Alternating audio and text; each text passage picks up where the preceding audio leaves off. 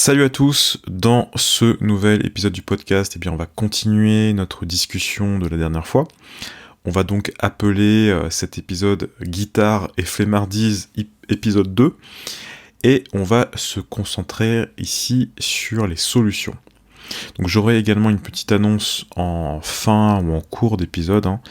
Voilà, rien d'exceptionnel, n'ayez pas trop d'attente, mais voilà, juste pour vous prévenir d'écouter cet épisode si vous voulez en savoir plus sur cette petite annonce. Oui, un peu de teasing quand même pour donner envie d'écouter le podcast jusqu'au bout. Donc tout d'abord, si vous n'avez pas écouté l'épisode précédent, je vous invite tout simplement à le faire parce que je pense que c'est un épisode qui peut faire du bien tout simplement. Mais aujourd'hui, on va parler de concrètement comment sortir de cette flemmardise, phénomène auquel on est plus ou moins tous confrontés, à différents degrés d'ailleurs. Je pense qu'on pourrait dire qu'il y a une sorte de flemmardise active, c'est le fait de ne rien faire, le fait de finalement laisser passer le temps ou de gâcher le temps que l'on a. Et puis une flemmardise un peu plus cachée, où on fait des choses, mais où on pourrait tout simplement faire mieux. Donc pour moi, la meilleure façon de sortir de ça, c'est de se créer un environnement anti-flemmardise. Et pour ça, je vous invite à regarder tout simplement ce que faisaient les grands musiciens de jazz. Si on lit les biographies, si on regarde comment ça se passait pour eux, on peut... et d'ailleurs, même en dehors de la musique, dans d'autres disciplines, c'est exactement pareil, c'est un constat que j'ai fait. Ce qu'on remarque, c'est que les meilleurs se sont associés entre eux et se sont en quelque sorte tirés vers le haut ensemble. Donc si on regarde par exemple Miles Davis, il a joué avec Charlie Parker. Ensuite, Coltrane a joué avec Miles Davis. On pourrait dire aussi par exemple que McCoy Tyner, il a joué avec Coltrane. Donc vous voyez, il y a une sorte de cercle concentrique qui part en fait souvent d'une personne et puis au fur et à mesure, ça prend de l'ampleur. Mais les musiciens de très très haut niveau se sont associés entre eux, et d'ailleurs c'est peut-être pour ça qu'ils ont pu atteindre le niveau qu'ils ont ou qu'ils ont eu.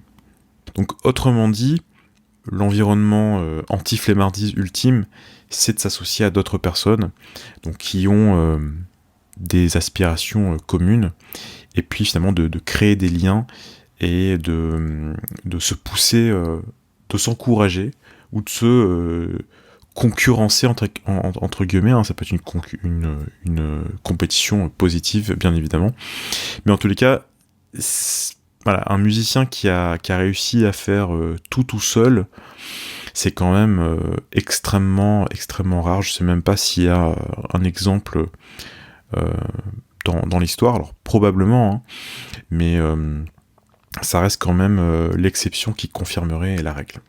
Donc on va voir maintenant différentes façons de le faire, vous allez voir qu'ils sont plus ou moins efficaces, qui sont aussi plus ou moins faciles à mettre en place. Et la première, c'est de jouer bien sûr avec d'autres personnes. Donc moi, l'expérience que j'ai par rapport à ça, et ce qui fonctionne à mon sens, c'est d'avoir un objectif collectif. Probablement les deux meilleurs exemples d'objectifs collectifs à se donner, c'est d'avoir une date de concert ou d'avoir une date d'enregistrement.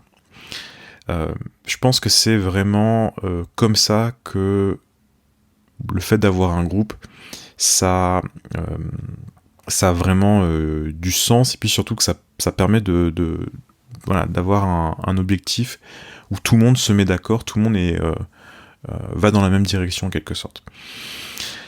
Donc ça, je crois que j'en ai déjà parlé de cette anecdote, même plusieurs fois, mais ça m'a vraiment marqué, et je vais vous la redonner une fois de plus. C'était il y a à peu près peut-être 13-14 ans maintenant. Je faisais à l'époque pas mal de concerts, je faisais peut-être une ou deux dates par semaine, notamment dans des bars. Et je me rappelle, j'avais trouvé une date tout simplement dans un bar un bar qui fermait d'ailleurs pour réouvrir quelques mois. C'est un peu la fête de clôture de ce bar. Et donc je propose à un ami saxophoniste qui était beaucoup plus avancé que moi, voilà, est-ce que tu veux jouer ce soir-là? Puis il me répond voilà, oui. Et il commence à me proposer plein de morceaux complexes en fait, hein. Je me rappelle, il y avait des morceaux de Joe Henderson, notamment Inner Urge. Pour ceux qui savent pas, Inner Urge, c'est un morceau qui est complexe à tous les points de vue, hein. Que ça soit le thème qui est très complexe à la guitare, la grille, le tempo, bref, c'est un morceau qui c'est vraiment un morceau difficile. Et j'avais 2 ou 3 semaines pour me préparer. Donc il y avait Inner Urge, mais il y avait aussi d'autres morceaux hein, qui étaient aussi pas faciles. Et voilà, tout d'un coup, j'avais l'envie et l'urgence de beaucoup travailler. Et là, il n'y avait même pas besoin de motivation en fait, parce que je me disais, voilà, si je bosse pas, je vais pas pouvoir jouer et je vais passer pour un rigolo tout simplement. Je pense que ça c'est le truc vraiment essentiel, c'est d'avoir une bonne pression en fait, une bonne pression qu'on se met à soi-même. Parce que si on regarde d'un point de vue extérieur, j'étais pas flemmard puisque je bossais, je pratiquais tous les jours, mais au final, avec un peu de recul et en étant 100% honnête avec moi-même, j'étais un peu paresseux. Je me reposais sur mes acquis. Et c'est vraiment dans cette circonstance où je devais me surpasser en quelque sorte que j'ai trouvé la motivation de sortir de ma flemmardise. Et il y a un truc qu'un ami m'a dit un jour et que je me répète souvent en fait. Il m'a dit: quand on n'avance pas, on recule. Et il y a quelque chose de vrai là-dedans. Donc voilà, la flemmardise, c'est pas simplement ne rien faire, mais c'est aussi peut-être ne pas aller au bout de ce qu'on pourrait faire. Donc maintenant, ça c'est la première solution, c'est la plus évidente, pas forcément la plus facile à mettre en place en tous les cas. Et je sais que voilà, pas mal de gens qui pratiquent la musique sont souvent isolés. Ça arrive vraiment extrêmement souvent, donc on va voir d'autres façons de s'associer à d'autres personnes, hein, même si ça sera pas forcément pas aussi efficace, mais ça peut être quand même assez efficace si vous tout simplement si vous le faites régulièrement. Donc le premier moyen de s'associer à des grands de la musique, c'est un conseil que j'ai reçu vraiment énormément de fois, c'est de jouer sur les disques. Alors ça peut paraître bête comme ça, mais d'utiliser finalement les disques comme des backing tracks, c'est un super moyen de sortir justement de sa zone de confort, parce que vous allez voir que jouer au tempo auquel certains morceaux sont joués, ça a l'air pas si rapide que ça, mais ça change totalement la perception de certains morceaux et de certains tempos que l'on a. Si on est habitué à jouer par exemple Green Dolphin Street à un tempo médium, et puis que tout d'un coup on se mette à jouer la version de Sonny Rollins par exemple, hein. Il y a une version d'un live, je crois que c'est live au musée d'art moderne il me semble, années 60, 65 je crois. Voilà, le tempo est très très élevé, et voilà, si vous essayez de jouer par-dessus, vous allez vraiment découvrir une autre facette de Green Dolphin Street. Le truc que je me disais souvent quand je jouais sur les disques, c'est, on va dire l'a priori que j'avais par rapport à ça, c'était de me dire, voilà, il faut que je relève le solo, ou il faut que j'essaye vraiment de suivre exactement ce que tel ou tel musicien faisait. Et en fait, pas du tout. Rien que le fait de jouer par-dessus le disque et d'essayer de trouver finalement sa place dans l'enregistrement, ça va beaucoup vous aider. Vous allez aussi plus ou moins comprendre sur quelle note le musicien s'appuie pour faire entendre la grille. Et puis surtout d'un point de vue, voilà, moi c'est ce qui m'a vraiment marqué, c'est d'un point de vue rythmique, d'un point de vue tempo, c'est vraiment quelque chose qui fonctionne très bien. Donc bien sûr, un autre moyen de le faire, c'est relever des phrases et des solos. Donc ça, j'en ai déjà parlé beaucoup trop de fois déjà peut-être, mais voilà, c'est aussi un excellent moyen de en quelque sorte télécharger dans son cerveau de nouvelles informations, hein, d'avoir un maximum d'input de différentes sources, et c'est un moyen vraiment de progresser. Une autre solution, c'est tout simplement de prendre des cours dans un conservatoire ou avec un prof particulier. Et ce que je vous conseille avec un prof notamment, c'est de lui demander en quelque sorte d'avoir des devoirs. Donc d'avoir vraiment quelque chose à rendre à chaque cours, ou à présenter à chaque cours. Alors, même si c'est pas parfait, même si on cherche pas à avoir toujours un résultat incroyable entre chaque cours, mais d'avoir une échéance et d'avoir quelque chose comme ça de bien spécifique et de bien précis à proposer à chaque fois, eh bien je peux vous garantir que c'est ce qui fonctionne le mieux. Moi j'ai vu des progressions vraiment phénoménales de certains élèves, pas parce que je suis un prof trop génial, mais juste parce qu'en fait entre chaque cours, eh bien ils avaient un exercice précis à travailler, et puis ils se donnaient comme objectif de restituer cet exercice-là ou ce morceau-là à la séance suivante, et juste ça, eh bien ça fait énormément progresser.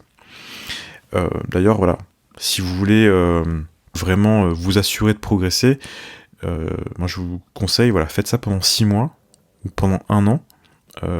Tous les 15 jours, vous prenez un cours et vous faites cet effort de restitution entre chaque cours, et vous allez voir, c'est impossible de pas progresser. Donc voilà les solutions principales pour se créer un environnement anti-flemmardise.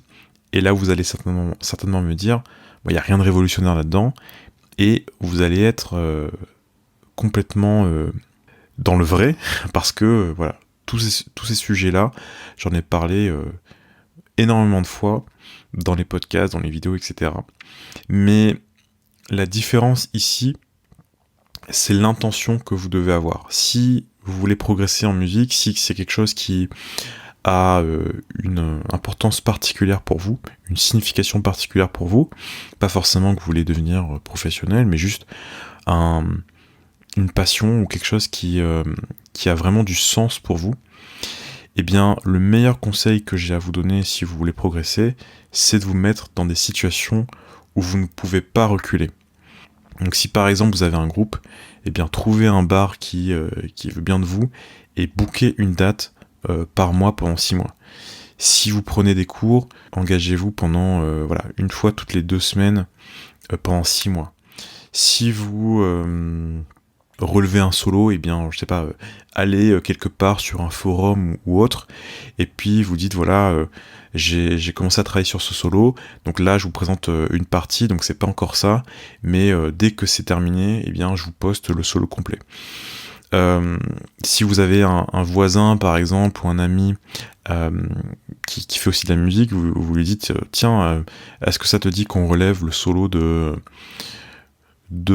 Peter Bernstein sur Billy's Bounce, et puis la semaine prochaine, eh bien chacun on se montre où on en est dans notre relevé tout simplement. Et comme ça vous apprenez ensemble, et puis ça peut être un bon moyen de se tirer vers le haut. D'ailleurs, petite anecdote là-dessus, je me rappelle il y a pas mal d'années en arrière, peut-être 15 ans, j'étais inscrit à un atelier de guitare. Donc c'était un cours collectif finalement. Et je me rappelle s'il y avait des vacances, et puis il fallait qu'on relève un solo de Wes Montgomery. Et je me rappelle, on avait un jour de restitution justement. Et puis pendant 3 heures, eh bien tout le monde est passé devant tout le groupe, hein. On était quand même pas mal, on était peut-être une quinzaine ou une vingtaine, et puis chacun à jouer son solo de Wes Montgomery devant tout le monde.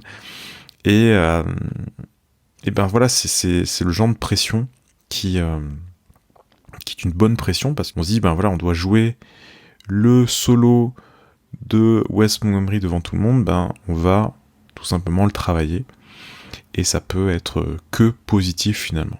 Donc voilà, pour échapper à la flemmardise, eh bien il faut tout simplement se mettre dans des situations où si on ne le fait pas, eh bien on va passer pour un rigolo, et on ne veut pas passer pour un rigolo tout simplement.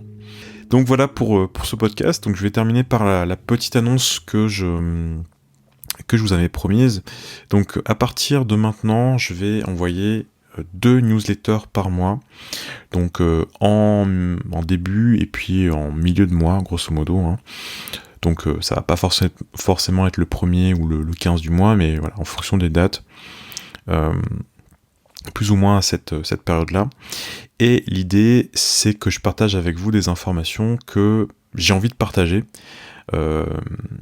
mais où j'ai pas forcément l'occasion en fait, ou le format pour le faire. Donc ça peut être par exemple un album que j'écoute, un guitariste que je viens de découvrir, un exercice, un outil, et c'est des éléments qui sont peut-être pas forcément suffisamment pertinents pour en faire un podcast complet ou une vidéo complète, mais qui sont quand même suffisamment intéressants pour être partagés. Donc je m'engage pendant au moins 10 épisodes, hein, et on va voir après si ça plaît, et bien je continuerai, ou sinon j'arrêterai. Pour moi, c'est un moyen de me forcer à écrire, parce que c'est quelque chose que j'aime beaucoup faire en fait. Mais surtout, de me mettre à penser un petit peu plus comme un magazine en quelque sorte, un magazine que je dois publier à des dates précises, et je pense que ça va me créer une bonne pression justement, pour illustrer un petit peu ce qu'on vient de dire. Donc le lien sera en description. Si vous êtes déjà abonné aux emails, eh bien vous allez le recevoir. Si ça ne vous intéresse pas, ou si ça ne vous intéresse plus, eh bien vous allez pouvoir bien sûr vous désabonner à tout moment. Je ne suis absolument pas intéressé par le volume de personnes.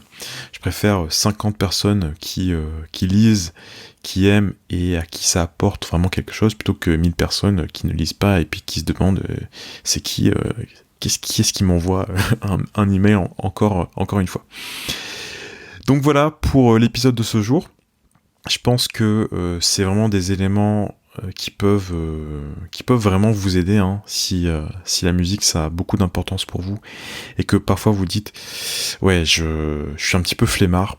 Eh bien voilà, je vous conseille vraiment de vous mettre dans un environnement où vous allez avoir moins l'occasion de l'être tout simplement, et je pense que ça va beaucoup vous aider, même si parfois ça demande de faire des efforts, ça demande de se mettre dans des situations qui sont un petit peu inconfortables, mais au final, ça crée de beaux souvenirs, et puis ça crée, ça rend la vie encore plus intéressante. Voilà, j'espère que cet épisode vous aura plu. On se retrouve dans un prochain épisode, dans une prochaine newsletter, et puis d'ici là, bossez bien, bye bye.